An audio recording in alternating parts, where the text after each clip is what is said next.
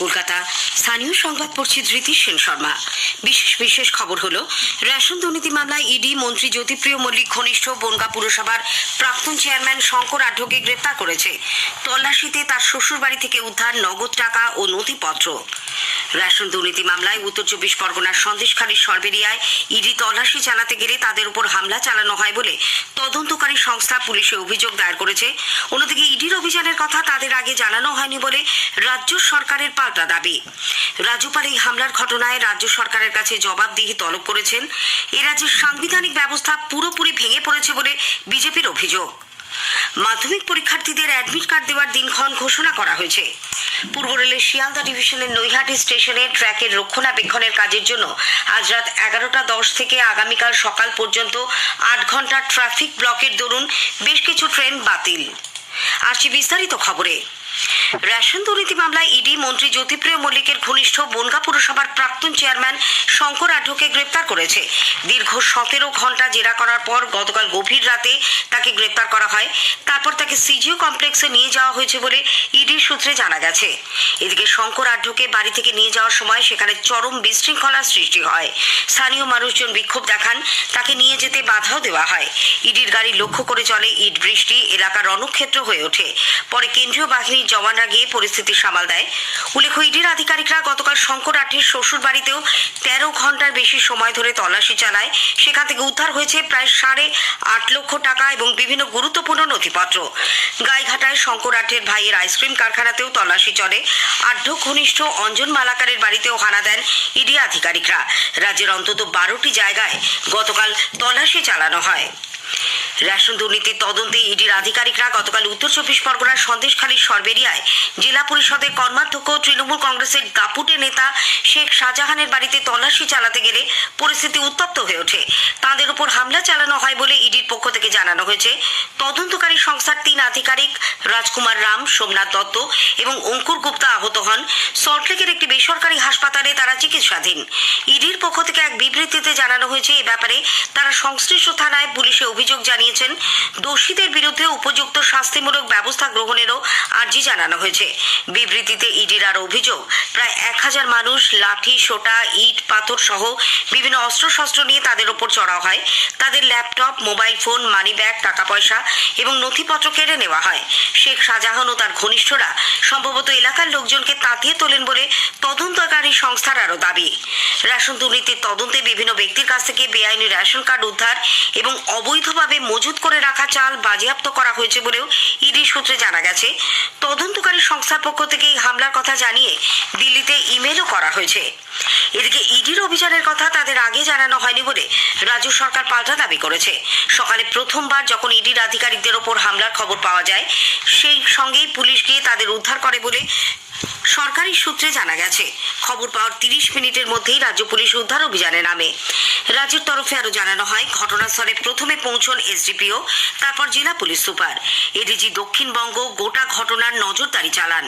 রাজ্য পুলিশের কাছে খবর আসার পর আর কোনো ঘটনা বা হামলা হয়নি বলে সরকারের তরফে দাবি করা হয়েছে। বসিরহাটের পুলিশ সুপার জেভি থমাস জানিয়েছেন, हम जोग्राफिकली बहुत डिफिकल्ट टेरेन है। वहाँ से हम लोग पहुँचने के समय वहाँ बहुत कुछ लोग इकट्ठा ऑलरेडी हुआ था, क्राउड था, तो हम लोग जल्दी वहाँ से कितना भी गवर्नमेंट ऑफिशियल वहाँ था सबको हम लोग सेफली रेस्क्यू किया। वहाँ से हम लोग उन लोग का सेफ पासेज एंश्योर कर दिया था। যতগুলো ওখানে ইনসিডেন্ট হয়েছিল, পুলিশ যাবার আগে ওখানে হয়েছে, পুলিশ যাবার সঙ্গে সঙ্গে যতগুলো লোক ছিল সবাইকে আমরা রেস্কিউ করে ওখান থেকে সেফ পাসেজ করেছি। আগেই জানানো হয়েছে, গতকালের ওই উত্তপ্ত ঘটনার পর সন্দেশখালীর সরবেরিয়ার পরিস্থিতি এখনো থমথমে, তবে তা অনেকটাই স্বাভাবিক হয়ে উঠেছে। মোতায়েন রয়েছে প্রচুর পুলিশ কর্মী, আটক করা হয়েছে 5 জনকে। সন্দেশখালীর তৃণমূল কংগ্রেস নেতা শাহজাহান শেখের বাড়িতে তল্লাশির সময় ইডি আধিকারিকদের আক্রান্ত হওয়ার ঘটনায় ক্ষুব্ধ রাজ্যপাল সিভি আনন্দ বোস রাজ্য সরকারের কাছে জবাবদিহি তলব করেছেন। রাজ্যের আইন শৃঙ্খলা পরিস্থিতির অবনতি হয়েছে বলে দাবি করে তিনি রাজ্যের মুখ্য সচিব ও স্বরাষ্ট্র সচিবকে রাজভবনে ডেকে পাঠিয়েছেন। রাজ্য পুলিশের ডিজিকেও রাজভবনে গিয়ে রিপোর্ট দিতে বলা হয়েছে। এই ঘটনায় সরাসরি রাজ্য প্রশাসনকে দায়ী করে রাজ্যপাল এক ভিডিও বার্তায় বলেন যে ভাঙচুর ও হিংসার ঘটনা ঘটেছে তা কখনোই কাম্য নয়। রাজ্য সরকার তার মৌলিক দায়িত্ব পালনে ব্যর্থ হয়েছে। The ghastly incident report from Sandesh Khadi is alarming is deplorable. It's a bounden duty of a civilized government to stop barbarism and vandalism in a democracy.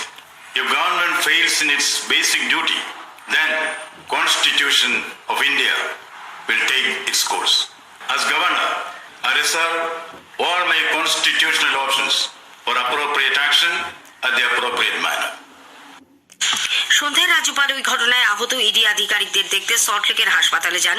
পরে সাংবাদিকদের তিনি বলেন, এই হামলা অত্যন্ত লজ্জাজনক, গণতন্ত্রের সামনে তা কঠিন চ্যালেঞ্জ। কোনোভাবে এই ধরনের ঘটনা মেনে নেওয়া হবে না বলে তিনি স্পষ্ট জানিয়ে দেন। কলকাতা হাইকোর্টের বিচারপতি অভিজিৎ গঙ্গোপাধ্যায়ও গতকাল আক্রান্ত ইডির আধিকারিকদের দেখতে হাসপাতালে যান। পরে সাংবাদিকদের তিনি বলেন, এই ঘটনার সঠিক তদন্ত হওয়া দরকার। সন্দেশখালীর ঘটনার প্রেক্ষিতে রাজ্যপাল রাজ্যের সাংবিধানিক পরিকাঠামো ভেঙে পড়েছে এ কথা কেন ঘোষণা করছেন না, সেই মন্তব্য করেন বিচারপতি। গোটা দেশের কাছে এই ঘটনা পশ্চিমবঙ্গকে ছোট করছে বলেও তার দাবি। তদন্তকারী সংস্থা আক্রান্ত হলে কিভাবে তদন্তের কাজ চলবে তিনি সেই প্রশ্ন তুলেছেন। এ রাজ্যের সাংবিধানিক ব্যবস্থা পুরোপুরি ভেঙে পড়েছে বলে বিরোধী দলনেতা শুভেন্দু অধিকারী অভিযোগ করেছেন। তিনি গতকাল নদিয়ায় এক সাংবাদিক সম্মেলনে বলেন, রাজ্যপালের এক্ষুনি কেন্দ্রকে তাদের হস্তক্ষেপের প্রয়োজনীয়তার কথা জানিয়ে চিঠি লেখার সঠিক সময় এসেছে।